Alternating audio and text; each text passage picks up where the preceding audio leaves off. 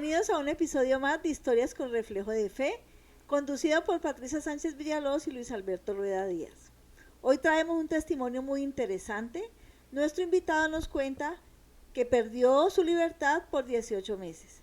Encontramos la respuesta en Hechos 12:5, que nos dice: así que Pedro estaba custodiado en la cárcel, pero la iglesia hacía sin cesar oración a Dios por él.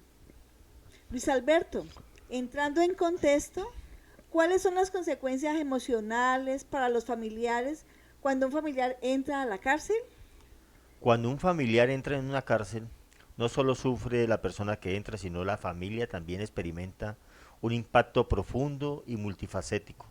La angustia emocional es una constante que se traduce en estrés y ansiedad por no saber qué esperar del futuro. Los hijos, por ejemplo, a menudo sufren en silencio. Muchos de ellos se sienten aislados, luchando con el estigma social que conlleva tener un padre o una madre en prisión. La idea de que algún familiar esté cumpliendo pena por un delito muchas veces puede malinterpretarse por otros y se vuelven objeto de burlas o críticas. Además, las visitas a la cárcel suelen ser eventos emocionales. Todos quieren ver a su ser querido, pero enfrentarse a las rejas puede ser devastador. Cada reencuentro viene cargado de nostalgia y tristeza, mientras que la separación se siente como una tormenta que nunca parece calmarse. Ahora viene el problema del sostenimiento económico de la familia. Durante el encarcelamiento de un familiar, muchas familias se ven presionadas no solo emocionalmente, sino también económicamente. La pérdida del ingreso del recluso puede generar una crisis aguda, obligando a muchos a buscar trabajos adicionales o a depender muchas veces de otros familiares. El estigma social y las redes de apoyo. Las familias de los prisioneros enfrentan a menudo un estigma social persistente. Muchos miembros de la comunidad tienden a juzgar sin comprender las dinámicas que pueden llevar a una persona a la cárcel. Esta percepción negativa puede fragilizar aún más el tejido familiar, creando un sentido de vergüenza que es difícil de superar. Hoy encontramos un testimonio muy interesante de una persona que estuvo en estos procesos. Él se llama Andrés Camilo Chaparro. Cuéntenos, Andrés Camilo, ¿dónde vives? ¿Cuántos años tienes? ¿Qué haces? ¿Qué pasó en tu vida? Que hoy eres una nueva criatura en Cristo Jesús. Bueno, buenas noches, buenas, Pati, Luisito, un abrazo fuerte. Bueno, con esta introducción eh, me devolví muchos años en la situación más difícil que creo he atravesado en mi vida y como familia, bien lo acabas de decir, Luis, creo que es una situación que arrastra a toda la familia. Es muy dolorosa, desde el más pequeño hasta la esposa, los padres, todos sufren alrededor de esta historia. Mi nombre es Camilo, tengo 44 años recién cumplidos, felizmente casado, 19 años de matrimonio, con muchos procesos dentro del matrimonio, dentro de nuestra unión. Le resumo, cuando conocí, mi esposa se llama Patricia, cuando conocí a Patti, nosotros duramos de noviazgo 8 meses aproximadamente y decidimos casarnos porque no conocíamos de Cristo, decidimos casarnos casi que presionados por la familia porque éramos como muy informal todo, nos gustaba mucho la fiesta y en el momento que decidimos casarnos empezó esa etapa de las parejas donde descubrimos cosas que tal vez no nos permitimos en el noviazgo mostrarnos. Entonces ahí fue algo muy difícil. Duramos casi año y medio con una relación muy compleja, con mucho dolor, muchas lágrimas, grietas en el corazón. Y mi esposa toma la decisión de sacarme de la casa y me dice, ya no quiero más, ya no quiero que vivamos más. Entonces tomo la decisión de irme de la casa y ahí empieza un proceso creo que fue el que hizo un antes y un después en mi vida, porque ahí conozco del Señor, ahí conozco de Jesús. 8 meses que duramos separados, fueron 8 meses donde tuve un encuentro con el Señor.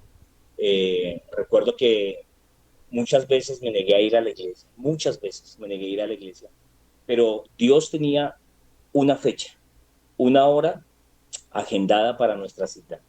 Ese día que conozco del Señor fue algo muy impactante, fue algo que traspasó realmente todo mi corazón porque conocí a un Dios como Padre, por la ausencia de un padre que no tuve constantemente. Tuve a un Dios que también lo vi, como esa mamá que no tuve.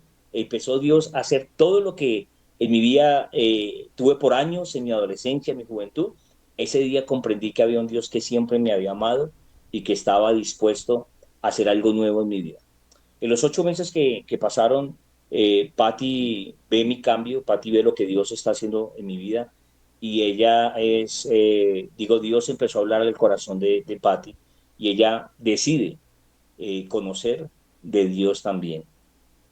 Y ahí comienza la historia, ahí comienza nuestra historia de amor. Digo que ahí sí realmente comienza nuestra historia de amor, porque hasta el día de hoy, ya después de casi 19 años de matrimonio, podemos decir que solamente Dios fue quien nos dio la oportunidad y creyó en nosotros para lo que hoy tenemos como hogar. ¿Qué pasó luego, Camilo? De que ya volvieron otra vez Bueno, a su hogar, a recuperar el hogar, volviste a recuperar el hogar. ¿Qué pasó ahí en adelante?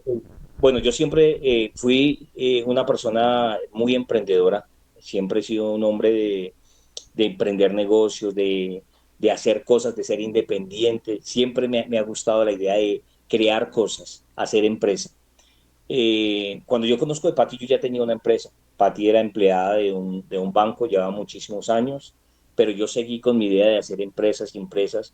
Y yo recuerdo que casi a la mitad de nuestro matrimonio, una de las empresas que tuve, desafortunadamente tuvimos un impasse, nos hicieron un robo grandísimo, de lo cual nosotros acudimos a la justicia, a la fiscalía, hicimos nuestras denuncias, pero con un giro inesperado, donde lo que yo estaba denunciando pasé de ser víctima a ser victimario. Esta historia, para resumir, me llevó a estar privado de la libertad. Privado de la libertad, recuerdo, eso fue como en el año 2015, y estuve privado por 18 meses, fuera de casa, fuera de la familia, con situaciones muy complejas financieramente, porque venía operando una empresa que estaba creciendo, una empresa que generaba muchísimo empleo, una empresa que nos daba la solidez para nuestro hogar, pero verme en esa situación fue, digo, como aterrador al principio, conociendo de Dios, porque conocíamos ya del Señor muchos años atrás. Y yo creo que una de las preguntas que nos hacemos nosotros como creyentes, o me pasó a mí, es, Señor, ¿por qué a mí? ¿Por qué a mí si yo te sirvo? ¿Por qué a mí si llevo años sirviéndote? ¿Qué hago en este lugar? Por muchos pensamientos a veces decimos, no nos merecemos esto, pero con el pasar de los días, creo que en las pruebas nosotros vamos madurando y vamos entendiendo que siempre habrá un propósito cuando estamos caminando con el Señor, aún en los momentos más difíciles, más difíciles.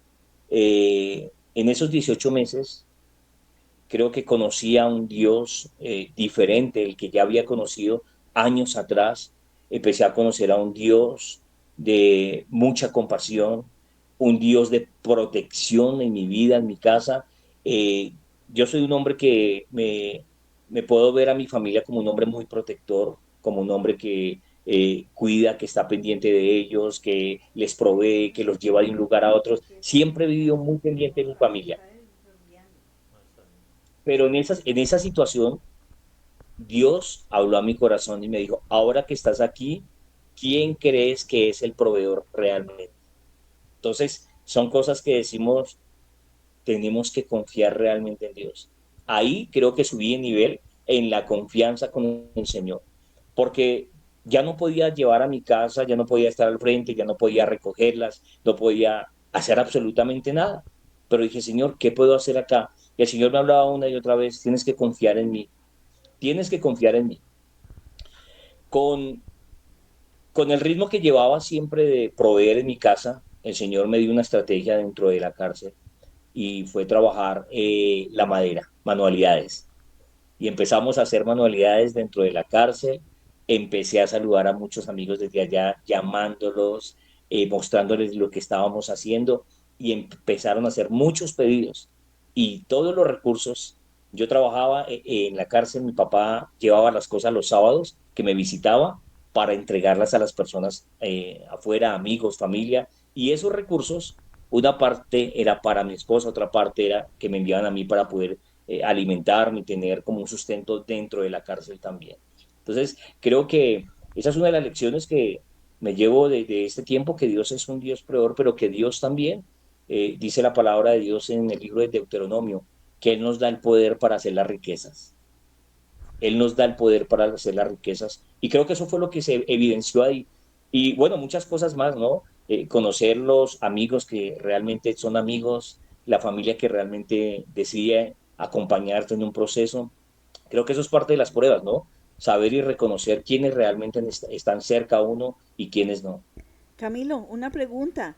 Eh, Cuando hablábamos de esta situación, tú me cuentas que cuando entraste a la cárcel, te encontraste con alguien que fue como tu custodio.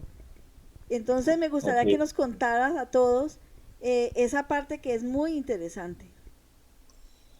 Hay una porción de la palabra de Dios, no recuerdo exactamente el texto, dice que tal vez nosotros hemos hospedado ángeles. Y yo digo que lo que a mí me sucedió, ya voy a contar esa parte, para mí fue como un ángel que Dios envió. Cuando yo llegué allí al segundo o tercer día, una persona, estando en el patio de la cárcel, me miraba siempre y yo me sentía muy intimidado porque en ese lugar no sabes quién es quién o qué intenciones tiene. Esta persona me invitó a tomarme un café y yo pues lo acepté, pero muy temeroso, sin saber qué era o qué pretensiones tenía hacia mí. Pero empezó a abrirme el corazón y a contarme su historia, el por qué estaba ahí, cuánto tiempo llevaba en la cárcel. Y todos los días se hizo un hábito para nosotros, todas las mañanas, tomarnos un café. Con la sorpresa que al pasar el tiempo, ya unos días, como los 15 o 20 días, me di cuenta que esta persona era la mano derecha de alguien, de la persona que dirigía el patio donde yo me encontraba. Entonces, en ese momento, las personas empezaron a murmurar de que yo tal vez venía de una banda, quién sabe, muy delicada o no sé si hacía parte de un grupo, no sé, muy delicado, porque ¿qué tenía de familiaridad o por qué tenía tanta cercanía con alguien que fue tan peligroso? ¿Sí? Pero Dios hablaba a mi corazón y me colocaba el escenario en donde me decía, yo voy a protegerte porque el Señor sabía el temor que yo tenía tal vez de llegar a un lugar de esos, solamente de imaginarnos. Entonces, cuando veo que todos los días andaba con él, la gente empezó a decir, con esa persona no nos podemos meter, con esa persona cero problemas, porque él hace parte de los que están allí cuidando la cárcel o los que mandan allí en la cárcel. Entonces fue algo como muy misterioso de Dios, pero a la vez algo que tiene el sello del amor de Dios y Dios sabe a quién puede enviar, Dios sabe qué puede utilizar para llenarnos esos vacíos y para llenarnos esas angustias que en su momento podemos atravesar. Y yo le contaba a mi esposa esa historia, que fue un hombre que conoció de Dios dentro de la cárcel. Fue un hombre que aprendió a leer dentro de la cárcel con una Biblia. Ese es el hombre que Dios puso ahí alrededor mío, y digo yo como para cuidarme o para hacer como un cerco de protección allí. Entonces fue una historia realmente que me dio como esa tranquilidad pese a la angustia y todo lo que estábamos viviendo. Y algo muy importante, la promesa que el Señor nos regaló durante el periodo de prueba. Yo quiero también esto que sé que tal vez lo está escuchando alguien que puede estar atravesando un momento difícil. Dios siempre nos va a entregar una promesa en los momentos de dificultad. Dios siempre nos va a hablar. Para nosotros la promesa fue el libro de Isaías capítulo 43. Fue un capítulo que paso a paso, renglón por renglón, se hizo vida en nosotros, en todo, aunque pases por el fuego, aunque pases por las aguas. Fue una palabra que se hizo rema en nuestro corazón. Se la dio a mi esposa, se la dio a una hermana mía, me la confirmó estando allá. Nunca fue que lo hablamos, no, no, no. A cada uno el Señor nos habló y nos confirmó que esa sería la palabra que nos iba a guiar en medio del desierto.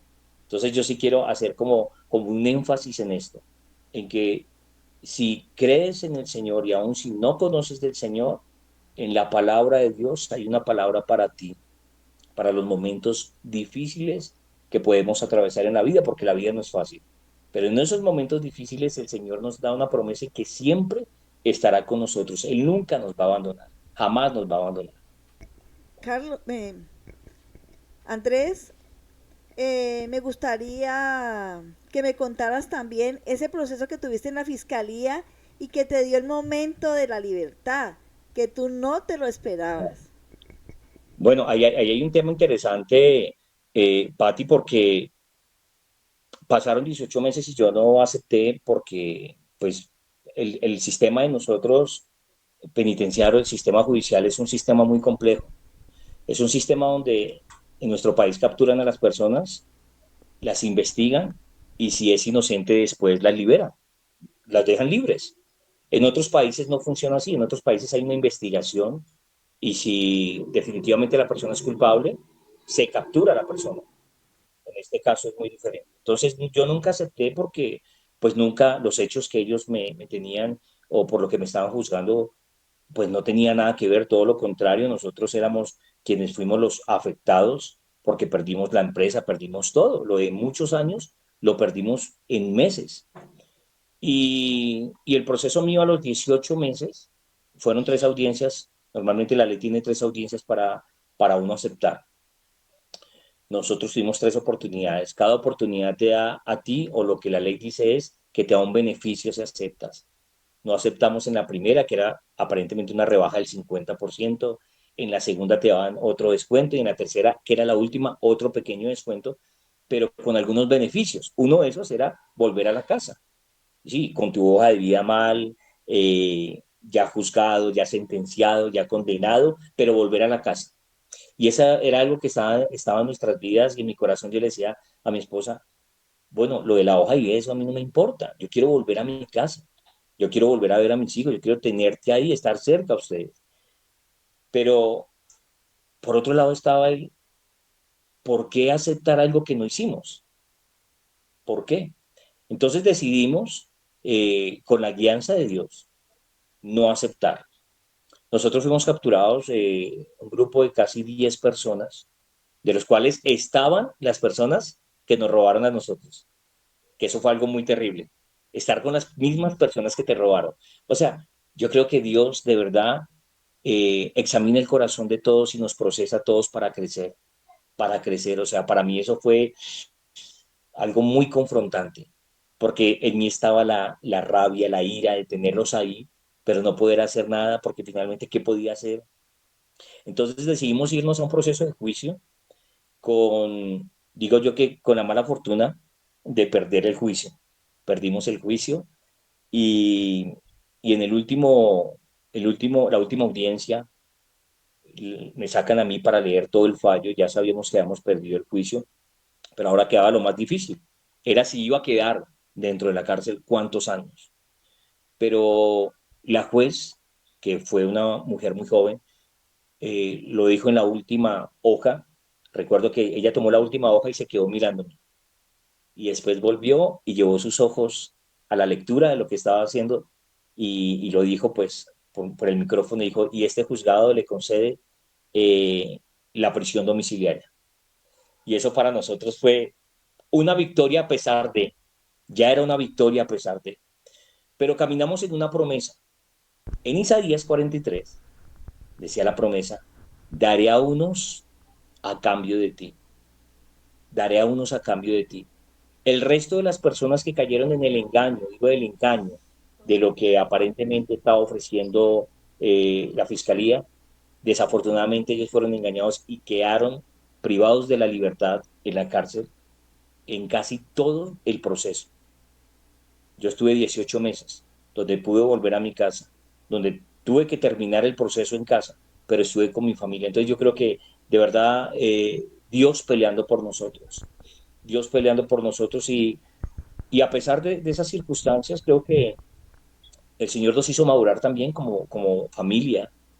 Nuestros hijos creo que crecieron en medio de este dolor. Nos hicimos más novios con Patty. Yo creo que fue un tiempo donde renació muchas cosas en nosotros, en nuestra relación. Y quiero contar esta es una chiva que no la he contado a nadie.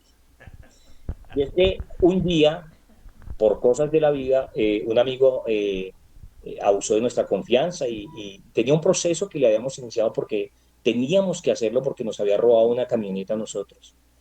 Y yo me encontré a la fiscal que me juzgó, a la que levantó toda la acusación, me la encontré cara a cara. Y estando en la oficina con ella, porque yo entré a su oficina y la saludé, y ¿sabes qué me dijo esta fiscal? Me dijo, yo sabía que usted era inocente. Así, me dijo, yo sabía que usted era inocente. Ese día yo salí de ese lugar y yo lloré en una esquina. Lloraba como un niño de la impotencia, me dio rabia y yo estando en la oficina le dije, y tú no hiciste nada ni por mi esposa, ni ver a mis hijos, ni ver mi situación, o sea, en nada. O sea, como que no hubo compasión, no hubo justicia dentro de ti. Me evadió mi pregunta, pero te cuento, me fui súper triste. Pero bueno, también entendí que eh, Dios opera todo, Dios opera en absolutamente todo. Aún el enemigo, si quisiera levantarse en contra de nosotros, tiene que pasar por la autorización de Dios. O sea, lo que Dios tenga destinado en uno es porque Él lo aprueba y Él nos acompaña en medio de todo. Camilo, y bueno, ya salió del Señor. proceso de la cárcel, ya estuviste en la casa. ¿Cómo llegaste nuevamente a pensar en crear un grupo de oración de cristianos? Creaste tu iglesia. Bueno, esa es otra parte muy linda porque cuando yo regreso a casa, pues obviamente las personas que han estado con uno empezaron a visitarnos, pues yo no podía salir, empezaron a venir cada 8 días, pero era como un tema muy familiar, muy de amistad, pero algunos sí querían que compartiéramos de la palabra de Dios. Y empezamos a compartir la palabra y los grupos fueron creciendo poco a poco. Llegamos a tener reuniones hasta de 40, 50 personas en el apartamento, enseñando la palabra de Dios. Entonces ahí nace lo que hoy conocemos como el Ministerio en Victoria. Es un ministerio que nació. Ahora, algo, no sé, esa es otra perla. El nombre Victoria fue un nombre que nació un día, una madrugada, en la celda. Yo estaba durmiendo y el Señor me levantó con ese nombre. Yo me levanté pensando en ese nombre y lo escribí en un cuaderno que lo tengo todavía y yo escribí el nombre, pero no tenía la menor idea de qué sería eso. No tenía ni idea. Pero cuando llego a casa todo empieza como a aclararse y empezamos a hacer todo el tema de redes sociales con el nombre en Victoria, siempre sirviendo a Dios. Y yo le decía a mi esposa, yo creo que Dios nos está llamando para hacer el ministerio. Patti al principio fue como muy incrédula, pero Dios hizo el trabajo en ella para que se uniera conmigo a esta idea. Camilo, quiero felicitarte por ese testimonio tan valioso que yo sé que va a alimentar y va a enriquecer a otras personas que seguramente han vivido o viven estas situaciones en estos momentos. Te agradecemos, le agradecemos a todas las personas, señoras, señores, que nos están viendo esta transmisión. No olviden levantar la manito, dándole el visto bueno a esta entrevista y dejen sus comentarios. Si quieren participar, con mucho gusto los agendamos para que den su propio testimonio. Y la próxima semana traeremos otro episodio de Historias con Reflejos de Fe. Haz viral este foco de luz en medio de la oscuridad. Camilo, muchas gracias, Dios te bendiga y siga colocando en ti esa sabiduría para que ese portillo, como los nombró ustedes, reestructuradores de portillos, se siga cumpliendo en muchas familias, en muchos hogares. Bendiciones, Camilo. Gracias. Bendiciones. Luchito, Pati, gracias por este tiempo y esperamos que también el Señor lo siga utilizando poderosamente. Amén. Casi Camilo.